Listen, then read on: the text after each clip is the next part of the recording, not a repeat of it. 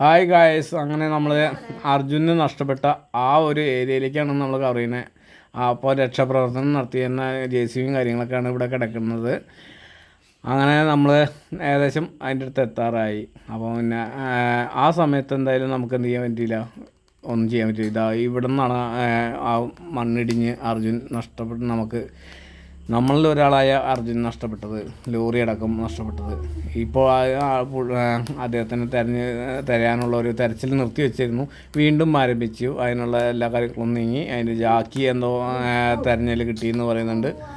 അപ്പോൾ തുടർന്ന് അർജുനൻ്റെ വണ്ടിയും കാര്യങ്ങളൊക്കെ കിട്ടട്ടെ. അർജുന് എന്ത് പറ്റി, ഈ സ്ഥലത്ത് വെച്ചിട്ട് എന്തുണ്ടായി, എന്താണ് തെരച്ചിഞ്ഞിട്ട് അർജുനെ കിട്ടട്ടെ. ഇപ്പം അവിടെ തട്ടി നിരപ്പാക്കിയെങ്കിലും കൂടെ സാധാരണഗതിയിലേക്ക് എത്തി.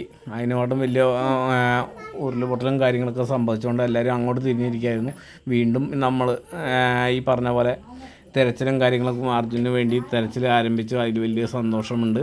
ഇത്ര നാളും നമുക്കറിയണം അർജുൻ എന്ത് സംഭവിച്ചു, അവൻ്റെ ലോറി എവിടെ, 15-16 അടി താഴ്ചയിൽ ഈ ആണ് പോയെന്ന് പറയുന്നത്. ഇപ്പം ഞാൻ നോക്കുമ്പോൾ അവിടെ കാണുമ്പോൾ അതിന് മാത്രമുള്ള വെള്ളത്തിൽ നിന്നും അവിടെ കാണാനില്ല. വളരെ മുട്ടോളം വെള്ളം കാണാനുള്ളൂ. പക്ഷെ കാരണം അത്രയും മണ്ണ് അതിൻ്റെ ഉള്ളിൽ പോയിട്ടുണ്ടാവും. ഇതായി കാണുന്നതാണ് അർജുൻ. ഇവിടെ വെച്ചിട്ടാണ് നമുക്ക്